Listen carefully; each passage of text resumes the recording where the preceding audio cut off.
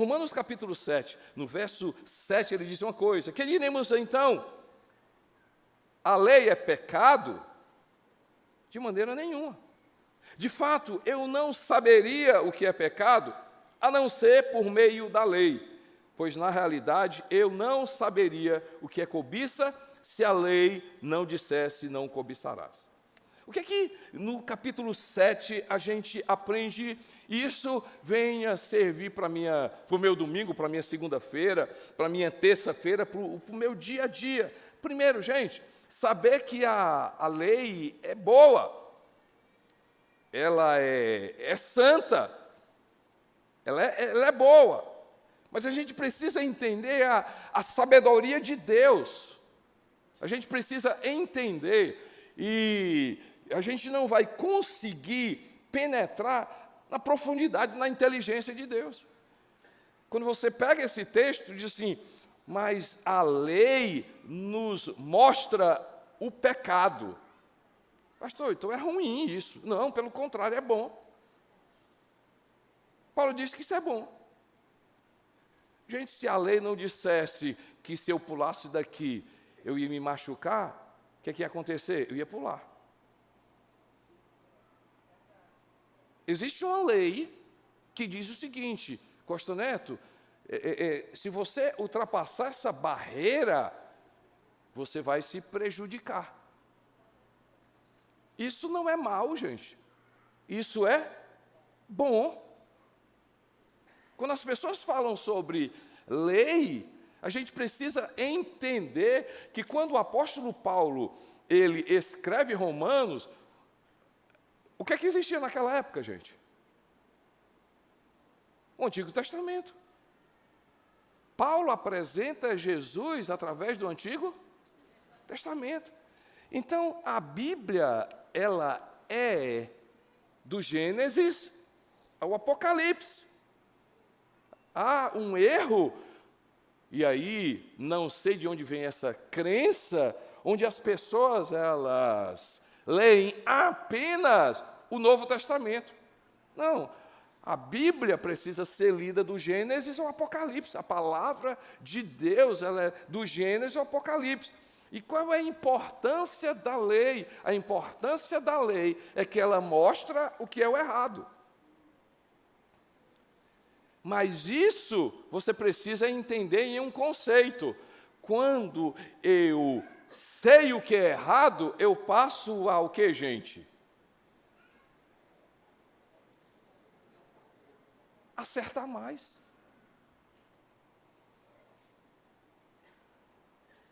Sabe qual é a minha oração no dia a dia, gente? Minha oração no dia a dia não é dizer o seguinte: Senhor, não me deixe errar. Minha oração no meu dia, eu digo assim: Senhor, me ajuda a acertar mais. Então, quando eu me coloco nas Escrituras, o que é a Escritura, o que é a palavra de Deus, ela vai fazer na minha vida e na sua vida? Vai mostrar para mim que o quê?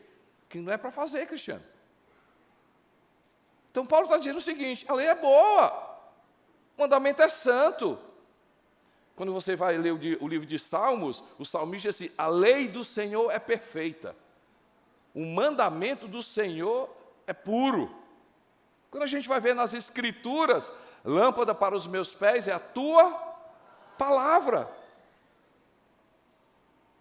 luz para o meu caminho. O que a Bíblia está dizendo? O mandamento é bom, a palavra de Deus é boa. Por quê? Porque ela me mostra o pecado.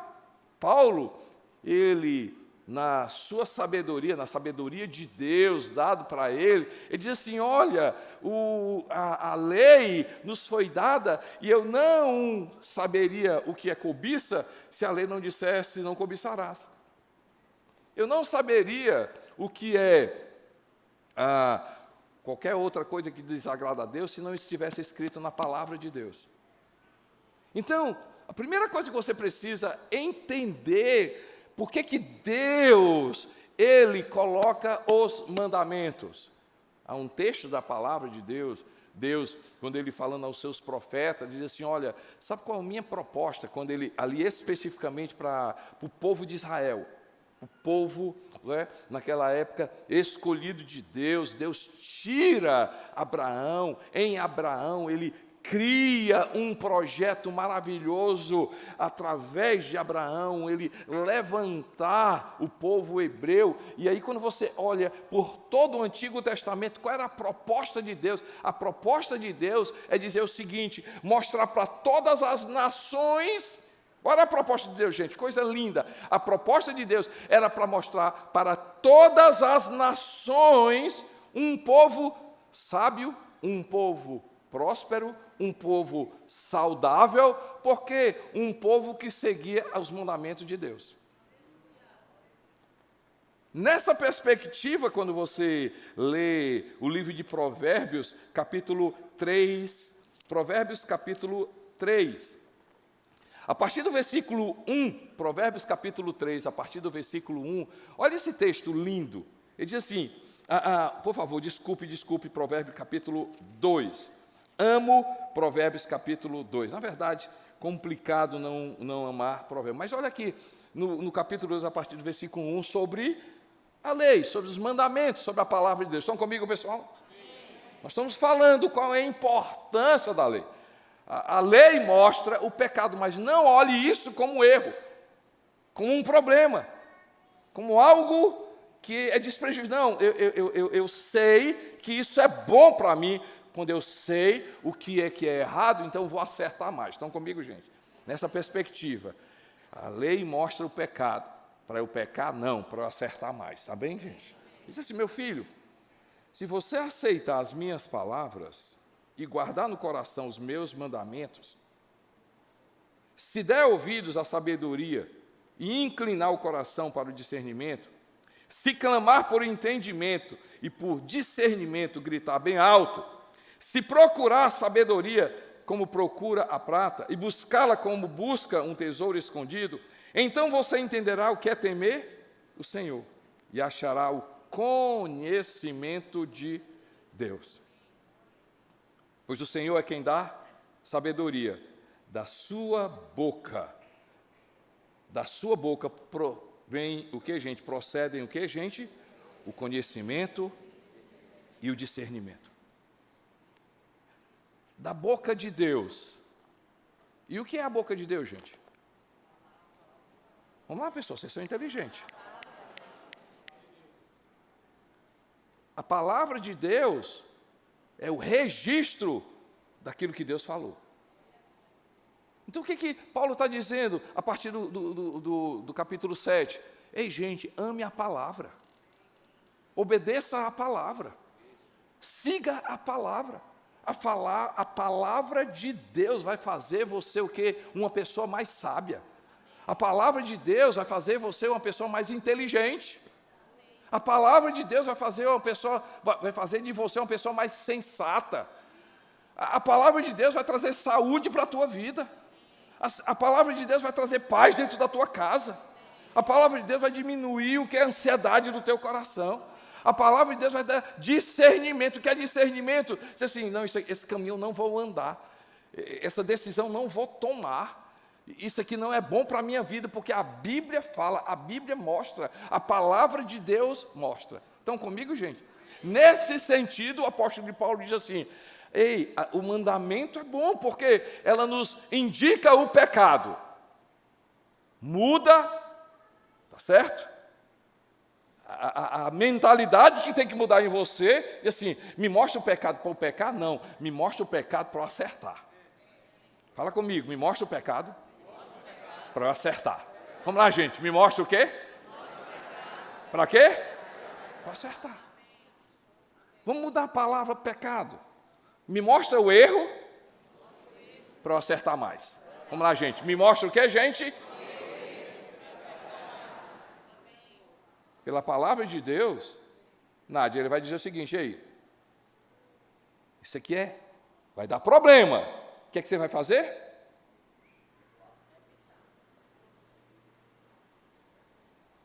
Evitar. Não toma esse caminho, não. Vai ser problema para você. O que é que você vai fazer? Se eu não tivesse a palavra, Lucas, como é que eu saberia o caminho? Então, dê glória a Deus pela palavra, gente. Dê glória a Deus pela palavra. Agora, Paulo, ele mostra uma coisa interessante. Outra coisa interessante que Paulo mostra no capítulo 7, tá certo? No capítulo 7, que, ok, ela mostra o erro, mas também ela revela o caminho certo. Ela revela o caminho certo. E aí é uma coisa que eu já tenho dito para vocês. Gente, eu tenho dito isso para vocês. E aí, como profeta, como seu pastor, guarde isso no seu coração. Seu maior desafio. Eu não sei se nós iremos chegar a conviver com isso. Mas quem sabe, os filhos dos meus filhos, os seus filhos, quem sabe já está acontecendo. Seu maior desafio vai ser você acreditar na Bíblia. Glória a Deus. Seu maior desafio vai ser acreditar na Bíblia.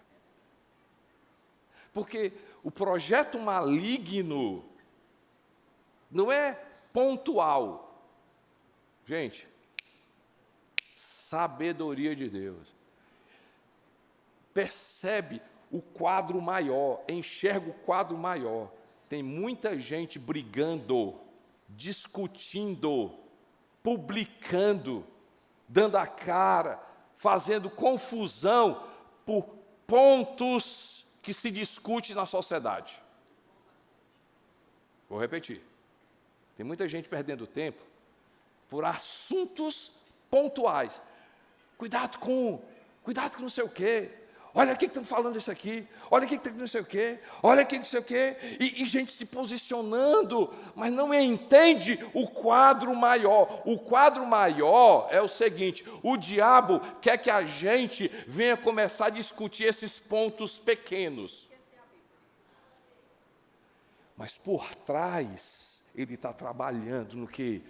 Ei, enquanto eles estão discutindo isso aí, vamos criar um projeto maior para eles esquecerem da Bíblia.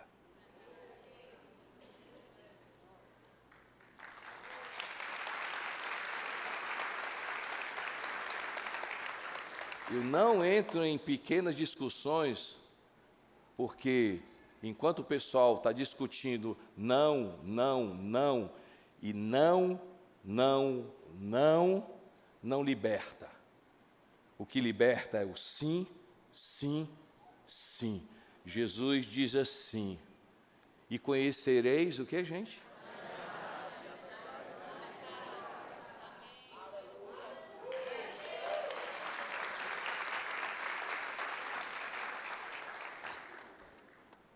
Gente, o que vai salvar um casamento não é falar sobre divórcio ou contra o divórcio. O que vai salvar um casamento é a gente falar sobre a beleza do casamento, a riqueza do casamento. Enquanto o pessoal está discutindo o que fazer, né? O que é que prejudica, o que é que o divórcio faz, o que é que o divórcio faz, saber sobre divórcio não vai ajudar, não vai fortalecer casamento. O que vai fortalecer casamento é saber sobre casamento. Enquanto o pessoal discute sobre sexualidade, não é sobre sexualidade. Não.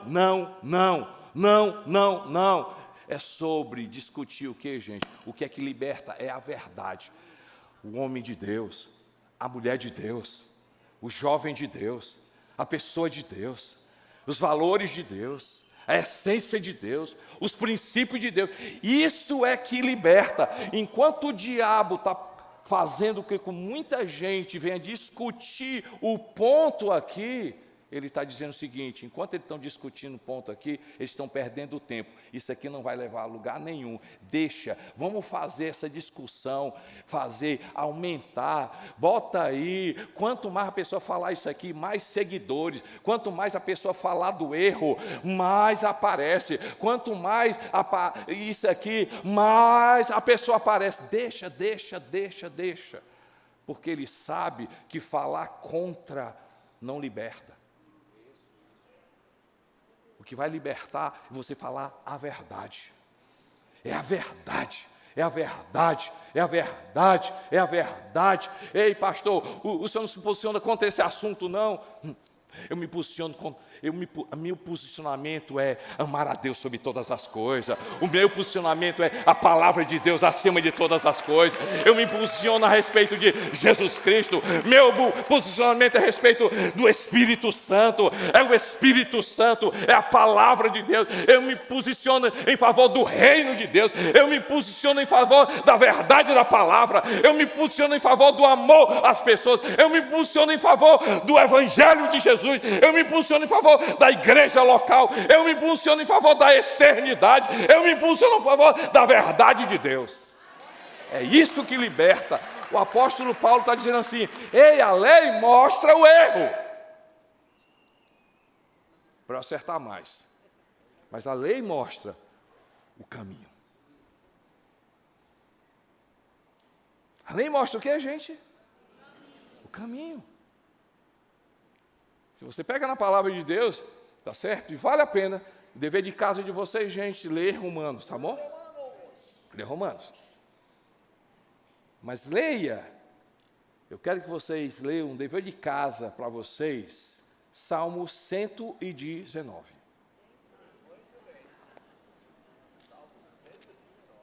O Salmo 119 é a maior riqueza da palavra sobre a importância da palavra. Eu vou ler alguns textos do Salmo 119. Vocês estão comigo, gente? Como são felizes os que andam em caminhos irrepreensíveis. Salmo 119, 1. Que vivem conforme a lei do Senhor. Gente, como são felizes aqueles que vivem conforme a lei. Como são felizes os que obedecem aos seus estatutos. E de que, gente? E de que, gente? De todo coração o buscam. 4. Tu mesmo ordenaste os teus preceitos para que sejam fielmente obedecidos. Quem dera fossem firmados os meus caminhos na obediência aos teus decretos. Aí ele diz assim, qual o resultado? Eu não ficaria decepcionado ao considerar todos os teus mandamentos. Eu te louvarei de todo o coração sincero. Eu te louvarei de coração sincero quando aprender as tuas justas ordenanças. Obedecerei os teus decretos, nunca me abandonaste. Aí, gente, ele começa a falar. Olha o que aqui o autor fala. Como pode o jovem manter pura a sua conduta? Como é que uma pessoa, e aqui não é só jovem, como é que eu e você, a gente vai acertar mais? Fala comigo, gente, acertar mais. Vamos lá, gente, acertar mais. Ele diz assim, como é que eu vou acertar mais? Pode ir não, viu, Natan? Pode não. Fernando? Não. Gil? Também não. Nem pensar, Fernanda. Não, não, não. O que é que ele diz aqui na Bíblia? Como é que a pessoa vai se manter puro? Vivendo de acordo com a tua palavra. Quando Jesus diz assim, conhecereis a verdade vos libertará. Tem muita gente que está dizendo o seguinte, conhecereis o não, o pecado, e a verdade vos libertará. Na prática, é assim, não pode fazer isso, não pode fazer isso, não pode fazer isso, não pode fazer isso, não pode fazer isso. Se você não fizer, você vai ser liberto. Jesus diz o seguinte, é o contrário. Se você conhecer a verdade, você vai fazer de coração o que agrada a Deus. Por isso ele diz assim, quer acertar mais? Ele diz o que, gente? Vivendo de acordo com a tua palavra. Eu te busco de todo o meu coração, não permita que eu desvie dos teus mandamentos. Guardei no coração a tua palavra, para não pecar contra ti. Então, Paulo diz uma coisa assim, olha, a lei mostra o erro, mas para eu errar? Não, para eu acertar, mais. E a lei mostra, revela o caminho certo. Agora, o grande problema é que a lei não pode salvar. Na sabedoria de Deus, a gente vai encontrar dever de casa para vocês, qual que é, gente? Romanos o quê? Livro de Romanos todinho e Salmo 119. Você vai encontrar, rapaz, eu sei agora como acertar. Eu sei o caminho a tomar. Agora, quando você vai no 7, ele diz assim, mas eu não consigo fazer. Por quê? Porque a lei não salva. E aí, qual é a guerra de todo homem? Paulo, ele começa a falar. Vocês estão comigo, gente? Paulo, ele começa a falar uma coisa interessante. Então, a lei, ela aponta para o erro, para eu acertar mais. A lei mostra o caminho, porque se eu entender a palavra, viver a palavra, eu vou ser mais sábio, mas eu chego na seguinte conclusão, pastor, entendi tudo, só que existe uma guerra na minha vida.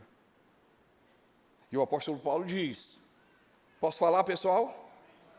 Romanos 7, 18 e 19, ele diz assim, sei que nada de bom habita em mim, isto é, em minha carne, porque tenho o desejo de fazer o que é bom, mas não consigo realizá-lo.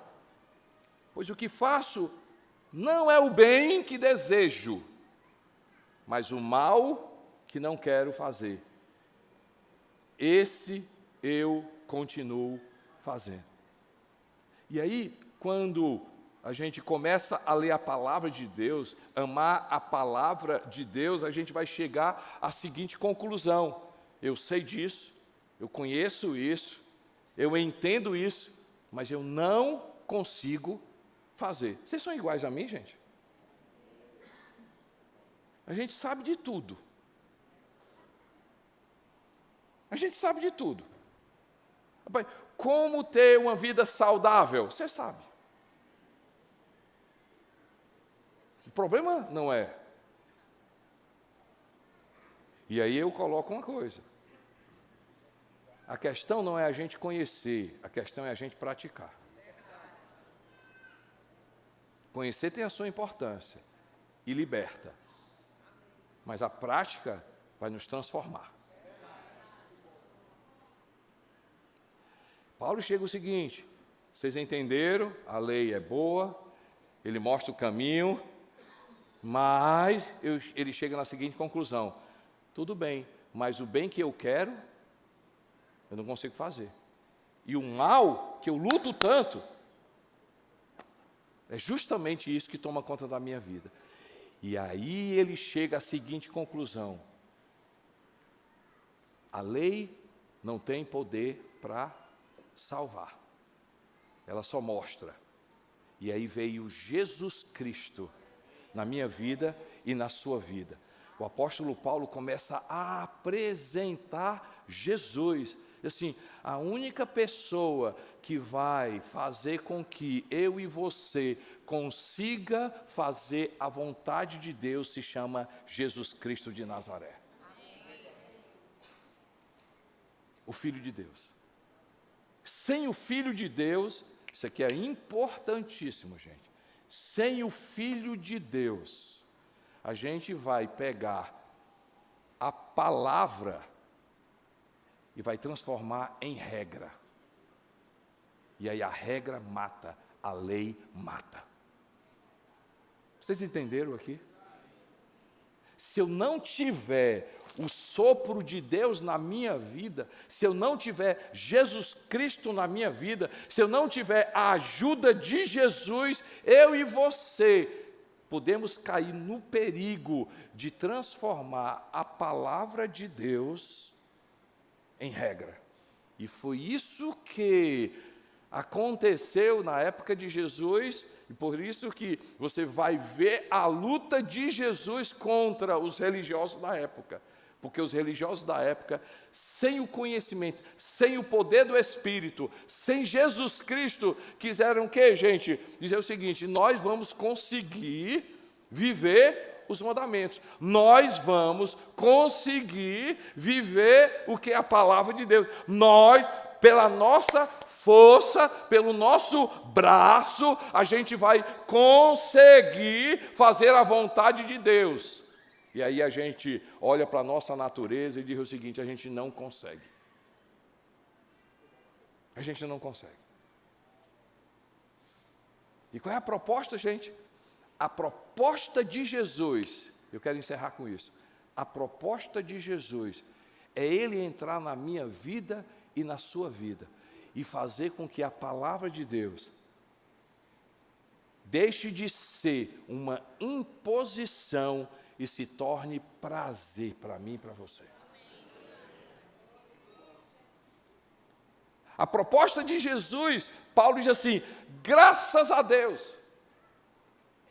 Paulo diz assim: eu não entendo, eu não consigo viver desse jeito, porque o bem que eu quero eu não consigo fazer, o mal que eu quero é justamente isso. Quem vai me salvar? E ele termina o capítulo 7 dizendo o seguinte: graças a Deus por Cristo Jesus. Porque quando a gente conhece Jesus, o que é que a gente começa a entender? É que o pessoal me ajuda. Tem gente aqui que trabalha com isso. Antigamente, eu e você, deixa eu ir aqui mais para o meio. Antigamente eu e você, eu sou desse tempo, não sei se tem mais alguém do meu tempo. Eu sou do tempo que usar cinto de segurança era obrigatório. Era obrigatório. Mas pastor, hoje é obrigatório. Mas muita gente já não faz por obrigação. Muita gente faz por consciência de que é melhor usar cinto de segurança. Não é porque o fato de eu não usar vai me causar multa. Não. Estão comigo, pessoal? Hoje eu não uso cinto de segurança porque se eu não usar, eu vou levar multa. Não, hoje eu uso cinto de segurança porque eu sei que em um acidente o cinto de segurança me salva. Pegaram? Jesus Cristo, quando entra na minha vida e na sua vida, Ele diz assim: a lei, os mandamentos de Deus, não devem ser penosos. E Ele vai se tornar peso se você quiser fazer pela sua força. Mas Jesus Cristo foi o único que veio e cumpriu todo o mandamento.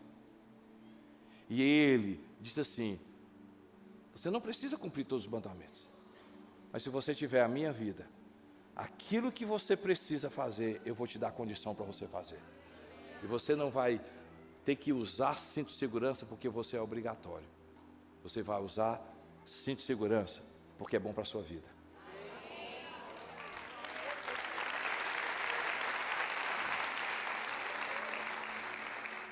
Você não vai falar a verdade porque você tem medo do inferno. Você vai falar a verdade porque você percebeu que falar a verdade é melhor. Você casado, você não vai se meter em encrenca, em adulterar, ou você, mulher, não vai meter em encrenca porque você tem medo de inferno.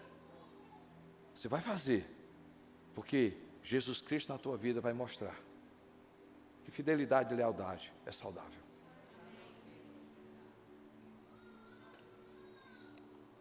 Você não vai, não sei o que eu apertei aqui.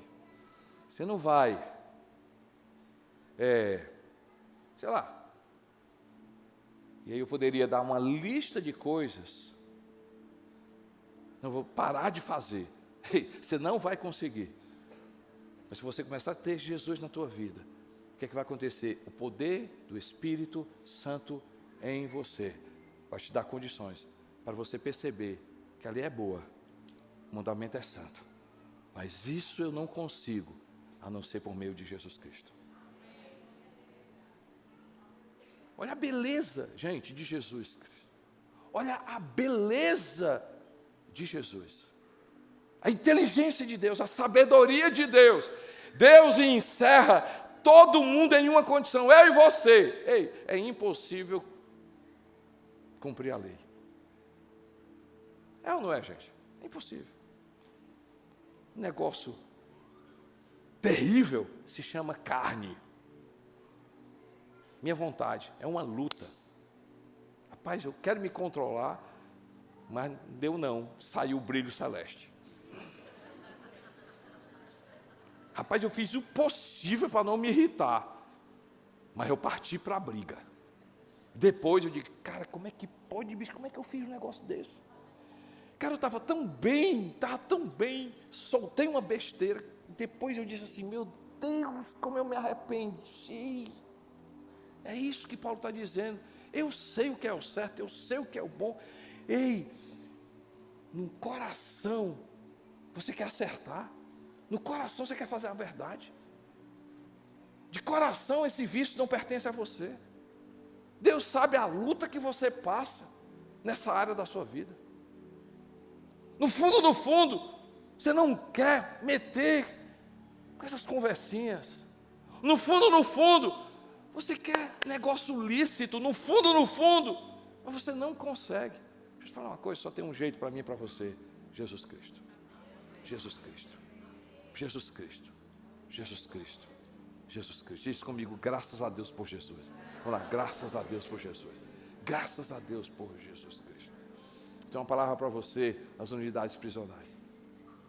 Uma coisa é ser livre, outra coisa é ser liberto. Tem muita gente livre, mas amarrada. E é possível uma pessoa estar numa prisão liberto. A nossa proposta não é você sair da cadeia. A nossa proposta é a cadeia sair de você. Essa escravidão sair do teu coração. E aí é um recado para você e um recado para todo mundo aqui. Pode ser que tenha gente aqui livre. Pode ir para casa, pode ir para o shopping, pode jantar onde quer. Mas escravo.